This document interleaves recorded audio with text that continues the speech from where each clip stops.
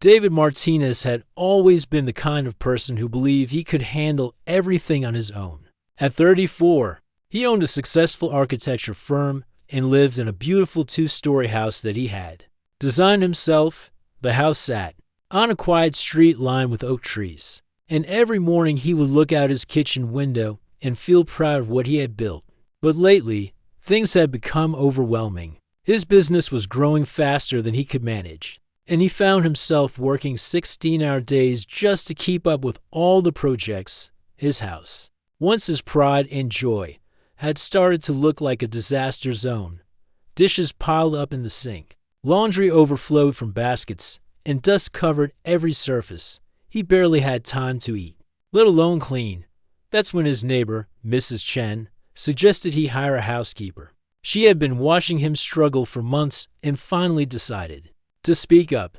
"David, you need help," she said one afternoon while he was checking his mailbox, looking exhausted. "I know someone who might be perfect for you." Mrs. Chen told him about Eleanor Rodriguez, a woman in her late 20s who had recently moved to the neighborhood. Eleanor had excellent references and was looking for a live-in position. David was hesitant at first. He had never had anyone living in his house before, and the idea made him uncomfortable. But when he looked around at the chaos of his life, he realized he didn't have much choice. The interview went better than expected. Eleanor arrived exactly on time, dressed professionally but not stiffly. She had kind brown eyes and spoke with a gentle confidence that immediately put David at ease. She walked through the house without judgment, taking notes and asking practical questions about his schedule and preferences. "I used to work in healthcare," she mentioned casually while they discussed her background. "I understand the importance of maintaining a clean, healthy environment." David nodded, impressed by her thoroughness, though he didn't think much about her medical background at the time. Eleanor's references were glowing. Her previous employer, an elderly gentleman, had written that she was trustworthy, efficient, and genuinely caring. Another reference called her the most reliable person I've ever worked with. David decided to give her a trial period of 1 month from her first day. Eleanor transformed the house. She arrived early Monday morning with 2 suitcases and a small box of personal items.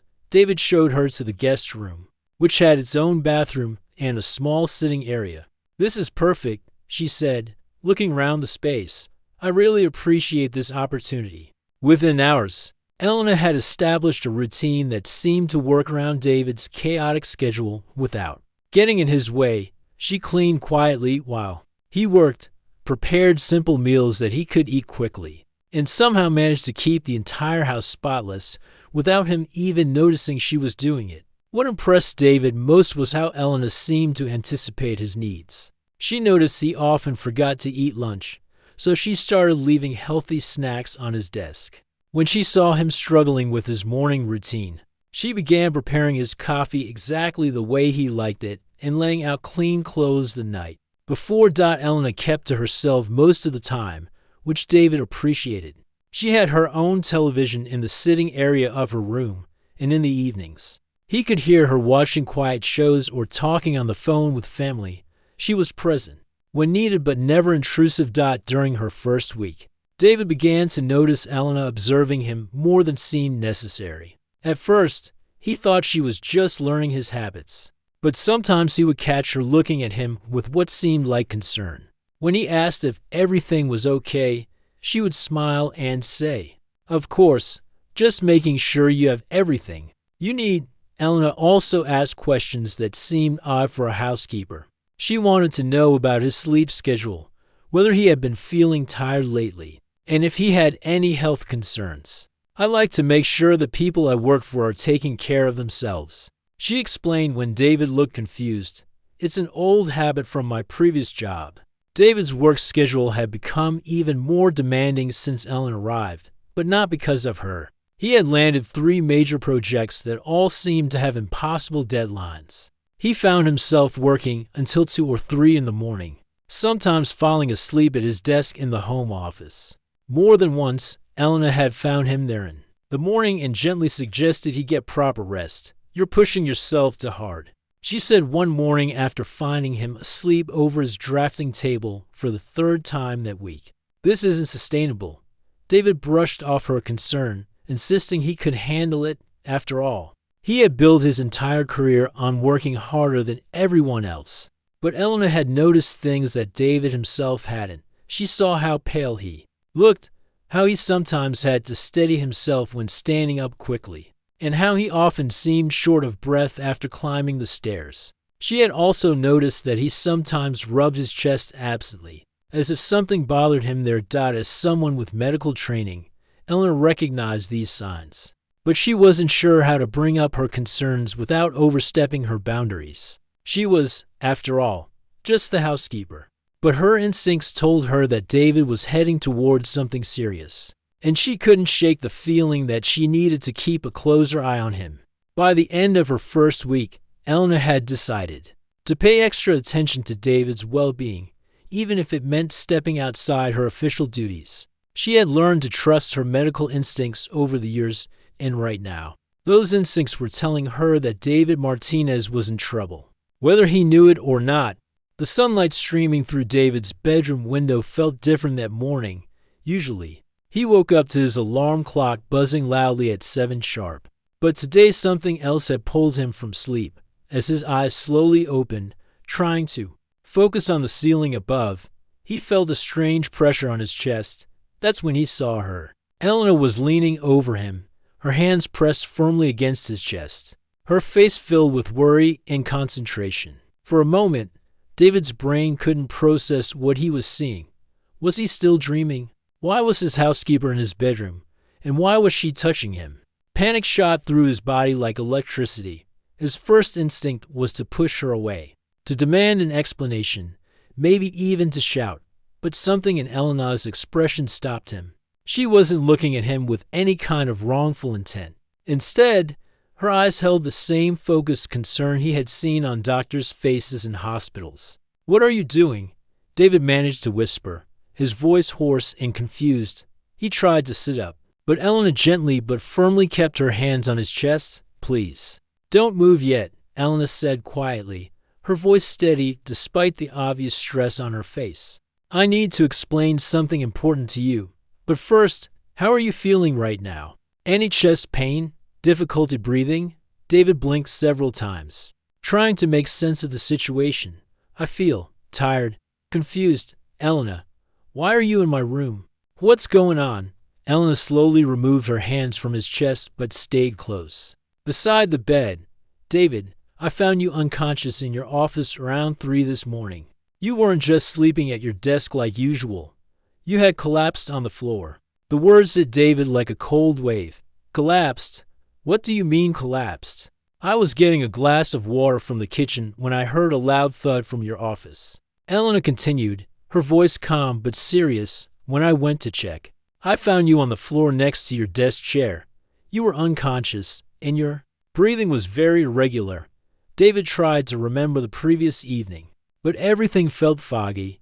He remembered working on the Henderson project, feeling unusually tired, and then nothing. The last clear memory he had was looking at his computer screen, struggling to keep his eyes open. "I don't remember any of that," David said, feeling scared for the first time in years. "How did I get to my bed?" Eleanor sat down carefully on the edge of the bed, maintaining a respectful distance. "I managed to wake you up enough to help you walk here, but you were very unsteady. David, I need to tell you something about my background that I haven't fully explained." David's heart was beating faster now, and not in a good way. "What do you mean?" "Before I became a housekeeper, I worked as a registered nurse for 5 years, Eleanor said, watching David's reaction carefully. "I specialized in cardiac care at Regional Medical Center. When I found you last night, I immediately checked your vital signs using my medical training." This revelation hit David harder than learning about his collapse. His housekeeper was a trained nurse. Why hadn't she told him this during their interview? "Your pulse was weak and irregular," Eleanor continued. "Your skin was pale and clammy, and you were having trouble breathing properly. These are signs I recognized from my years working in the hospital." David felt overwhelmed. "But I feel fine now. Maybe I was just exhausted from working too much. Elena shook her head gently. David, I've been watching you all week, and I've seen symptoms that concern me. You get short of breath walking up the stairs. You've been rubbing your chest. Without realizing it, yesterday, I saw you grip the kitchen counter when you stood up too quickly, like you were dizzy. As Elena listed these observations, David realized she was right about all of them. He had noticed these things but had dismissed them as stress or fatigue from his demanding work schedule. I stayed with you all night to monitor your condition, Elena explained. I checked your pulse and breathing every hour. That's why I was positioned over you when you woke up. I was doing another check to make sure you were stable. The room fell silent as David processed this information. His mind was racing with questions and emotions, relief that Elena had been there to help him, embarrassment that he had initially thought the worst, fear about what his symptoms might mean, and confusion about why Elena hadn't told him about her medical background. Why didn't you tell me you were a nurse? David asked finally. Elena looked down at her hands for a moment before answering. Because people treat you differently when they know. Some employers think you're overqualified for housekeeping and won't hire you. Others expect you to be their personal medical advisor for every little ache and pain. I just wanted a simple job where I could help someone maintain their home, but you ended up using your medical skills anyway, David pointed out. I couldn't not help you, Elena said simply. When I saw you on that floor, I wasn't your housekeeper anymore. I was a nurse again, and my training kicked in automatically. David lay back against his pillows, feeling emotionally drained. So, what happens now? Should I go to a doctor? Elena nodded seriously. David, I think you should see a cardiologist as soon as possible. What happened last night, combined with the symptoms I've observed, suggests you might have a heart condition that needs immediate attention. The word heart made David's chest tighten with anxiety. He had always been healthy, never spent a day in the hospital except for a broken arm in childhood. The idea that something might be wrong with his heart was terrifying. Will you come with me? David asked, surprising himself with the question. Elena smiled for the first time that morning. Of course, that's what I'm here for. The drive to the hospital felt like the longest 20 minutes of David's life. Elena sat beside him in the passenger seat, occasionally glancing over to check on him while giving directions to the cardiac center. David's hands gripped the steering wheel tighter than necessary, his knuckles white with tension. Try to stay calm, Elena said softly. Noticing his anxiety, stress will only make things worse right now. Easy for you to say. David replied, though he didn't mean it harshly. You're not the one who might have something wrong with your heart. Elena was quiet for a moment, then said, Actually, I understand more than you might think. But let's focus on getting you checked out first. The emergency room was busier than David had expected. For a Tuesday morning, families sat in uncomfortable plastic chairs. Some people looked worried, others appeared to be in pain, and everyone seemed to be waiting for their turn. David started to feel overwhelmed by the environment, but Elena took charge immediately. She walked up to the reception desk with the confidence of someone who belonged there. Hi, this is David Martinez. He experienced a cardiac event last night with loss of consciousness and irregular heart rhythm. We need to see someone immediately. The receptionist looked up from her computer, taking in Elena's serious expression and professional manner. Are you a family member? I'm a registered nurse, and I witnessed the event, Elena responded without hesitation. He needs an EKG and blood work right away. Something about the way Elena spoke made the receptionist take notice.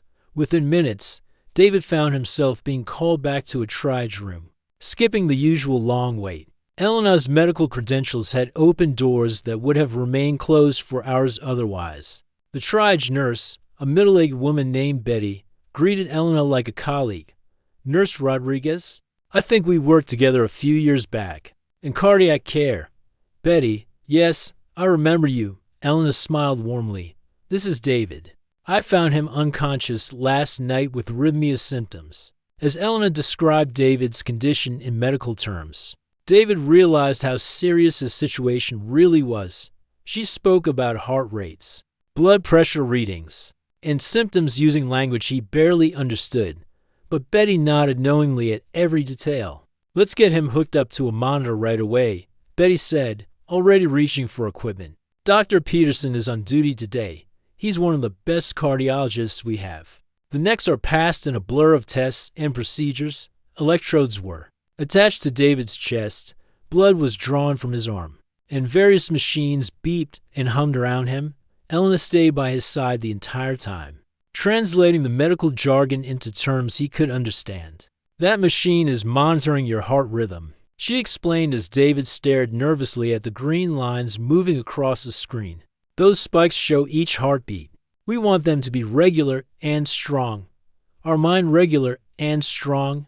David asked, though he was afraid to hear the answer. Elena studied the monitor for a moment, her expression serious but not alarmed. "There are some irregularities, but nothing that suggests immediate danger. The doctor will be able to explain everything better than I can."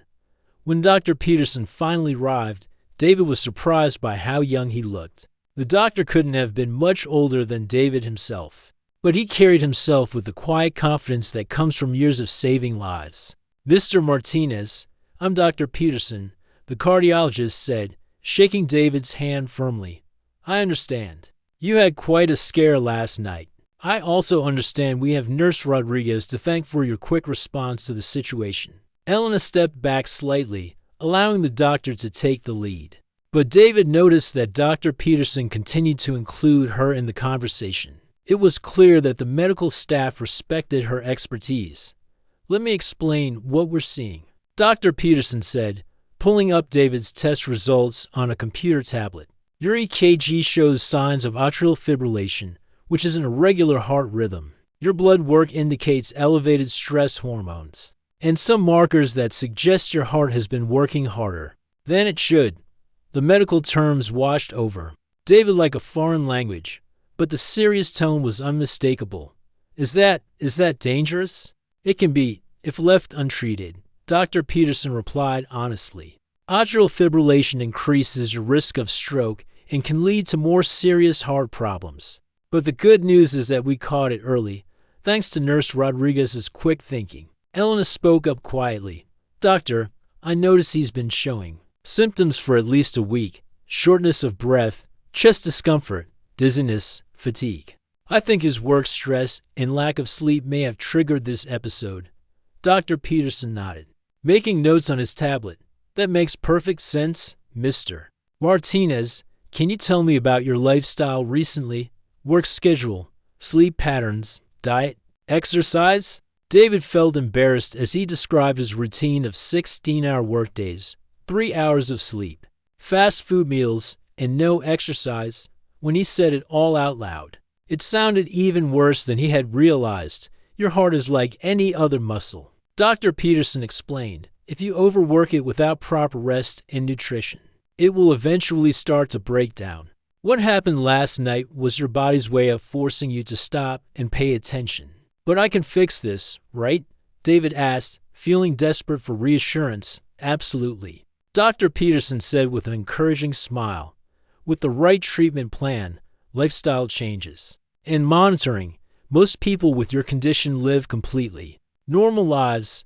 The key is taking it seriously and making the necessary adjustments." Elena squeezed David's hand gently. "You're going to be okay, but you have to commit to taking better care of yourself."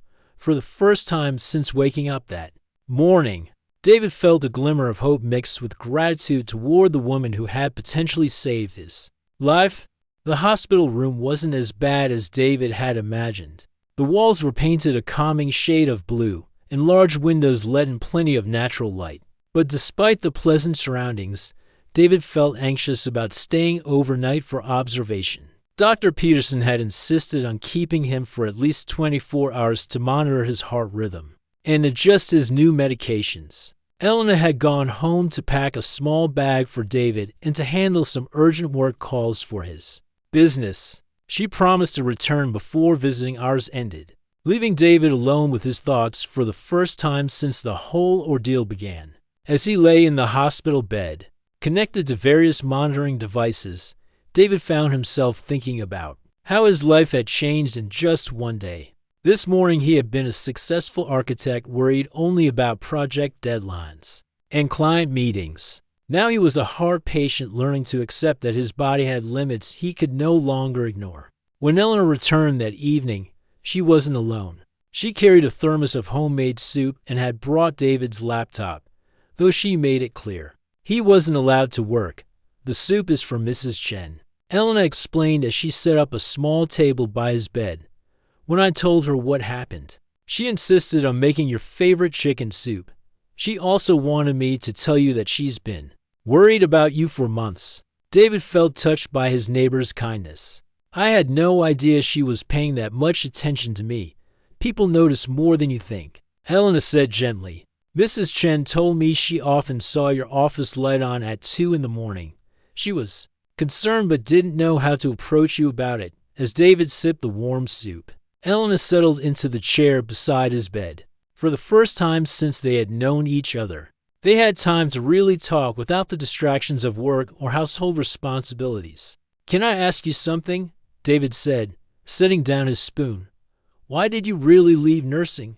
You're clearly good at it, and everyone here treats you with so much respect. Eleanor was quiet for a long moment, staring out the window at the city lights. When she finally spoke, her voice was softer than usual. I lost someone very important to me. She said simply, my father. He had a heart attack 2 years ago, and I missed all the warning signs. David felt a chill run through him. Eleanor, I'm so sorry. He had been complaining about feeling tired and having chest discomfort for weeks. Eleanor continued, her eyes still focused on the window. But he was stubborn, just like you. He insisted it was just stress from his job at the construction company. I was so busy with my own life and work that I didn't push him to see a doctor. The room fell silent except for the gentle beeping of David's heart monitor. Eleanor took a deep breath before continuing her story. One morning, my mother called me screaming. She had found him collapsed in their kitchen. By the time the ambulance arrived, it was too late. Eleanor's voice cracked slightly. I kept thinking that if I had been a better daughter, a better nurse, I would have recognized the signs and forced him to get help. David reached out and gently touched Eleanor's hand. That wasn't your fault. Logically, I know that, Eleanor said, finally looking at him. But emotionally, it destroyed me. I couldn't handle being responsible for other people's health anymore. Every patient reminded me of my father, and I was terrified of missing something important again. So you became a housekeeper, David said, understanding now why Eleanor had been so attentive to his health. I thought it would be simpler. I could help people in a different way. Without the pressure of life and death decisions, Eleanor managed. A small smile. But then I started working for you, and I saw the same signs I had missed with my father. You must have been scared, David said. Terrified, Eleanor admitted. When I found you on that office floor, it was like reliving my worst nightmare. But this time, I wasn't going to let anyone dismiss the warning signs. David squeezed her hand gently. You saved my life, Eleanor. You did what you couldn't do for your father. Tears welled up in Eleanor's eyes. I hope so. I really hope so. The next morning brought a steady stream of visitors. Mrs. Chen arrived with more soup and a get well card signed by several neighbors. David's business partner, Tony, stopped by with updates on their projects and promises to handle everything while David recovered. Even Dr. Peterson's nurse, Betty, checked in during her break to see how David was feeling. But it was Eleanor's presence that meant the most to David. She had transformed from simply being his employee to being someone he truly cared about. He watched as she effortlessly coordinated his care, communicated with the medical staff, and managed the practical details of his life with the efficiency of someone who genuinely wanted to help. I've been thinking, David said as Eleanor organized his medications for the trip home. When we get back to the house, I want to make some changes. What kind of changes? Eleanor asked. First, I'm going to hire an assistant for my business so I can maintain reasonable work hours. Second, I want to start eating proper meals instead of grabbing fast food. And third, David paused, looking directly at Eleanor. I want to help you go back to nursing school if that's something you'd like to do. Elena looked surprised. David, you don't need to do that. Yes, I do, David said firmly. You have a gift for taking care of people, and the world needs more nurses like you. Besides, I owe you my life. Elena smiled through her tears. I'd like that very much. 6 months later, David's life looked completely different from the chaotic existence he had lived before his health scare. The changes hadn't been easy, but they had been necessary, and with Elena's support, they had become natural parts of his daily routine. Every morning at 7, David woke up naturally without an alarm clock. His body had adjusted to a regular sleep schedule, something he hadn't experienced since college. He would find Elena in the kitchen, preparing a healthy breakfast that always included fresh fruit, whole grains, and the heart-healthy foods Dr. Peterson had recommended. Good morning, Elena would say with a smile, handing him his daily medications along with a glass of orange juice. How did you sleep? Better than I have in years, David would reply, and it was true. The combination of regular exercise, proper nutrition, and reasonable work hours had transformed not just his heart health, but his entire quality of life. David's architecture firm was thriving more than ever, despite his reduced work hours.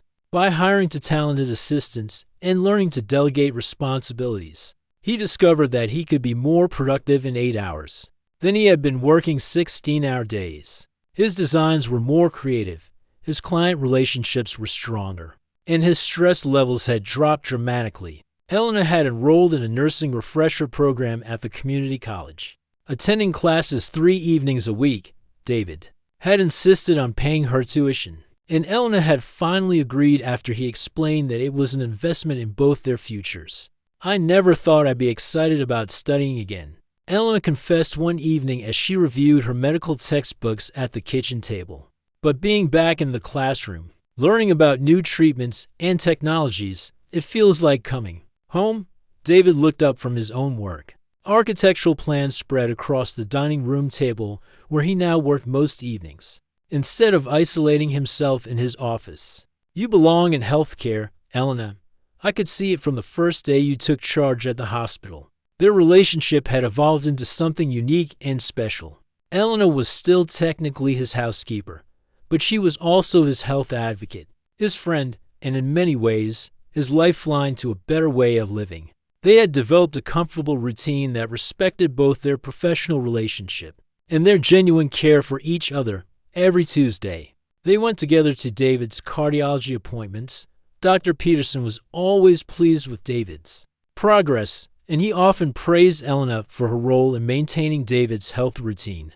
It's rare to see such dramatic improvement in a patient, Dr. Peterson told them during one visit. Mr. Martinez, your heart rhythm is completely normal now, your blood pressure is excellent, and your stress test results are better than many people half your age. I can't take all the credit, David replied, looking at Elena. I have the best health coach anyone could ask for. Elena blushed at the compliment, but David could see how proud she was of his recovery. The most significant change in David's life wasn't medical, though. It was the sense of connection and purpose he had discovered. Before his health crisis, he had been successful but lonely, accomplished but isolated. Now, his home felt warm and welcoming, filled with the sounds of Elena's laughter and the smell of home-cooked meals. Mrs. Chen often joined them for dinner on Sundays, and David had reconnected with old friends he had neglected during his workaholic years. His house, once a showcase of architectural achievement that felt more like a museum, had become a real home where people felt comfortable and cared for. One evening in late spring, as they sat on the back porch watching the sunset, Elena made an announcement that surprised David. I got my nursing license back, she said quietly, holding up an official-looking letter. David jumped up from his chair and hugged her tightly. Elena, that's wonderful. I'm so proud of you. There's something else, Elena said, looking nervous. The cardiac unit at Regional Medical Center offered me a position. It's the same department where I used to work. David felt his heart skip a beat, though this time it wasn't from a medical condition. Are you going to take it? Elena was quiet for a moment, studying his face. That depends on a few things. I've grown attached to this life we've built together. You've become more than just an employer to me, David. You've become family. David felt the same way, though he hadn't known how to express it. You've saved my life in more ways than one, Elena. This house, this routine. Everything feels empty when I imagine it without you. What if we could find a way to make it work? Elena asked hopefully. I could take the nursing job and still live here. I could help you maintain your health routine, and you could continue supporting my nursing career. We've become a good team. David smiled, feeling a warmth in his chest that had nothing to do with his heart condition. I think that sounds perfect. As they sat together watching the stars appear in the darkening sky, David reflected on how much his life had changed since that terrifying morning when he woke up to find Elena leaning over him. What had initially seemed like a frightening invasion of his privacy had turned out to be the beginning of the most important relationship of his adult life. Elena had taught him that taking care of yourself wasn't selfish, it was necessary. She had shown him that accepting help from others wasn't a sign of weakness, but of wisdom. Most importantly, she had demonstrated that sometimes the people who come into our lives in unexpected ways are exactly the people we need most. Thank you, David said quietly as they prepared to go inside for the evening.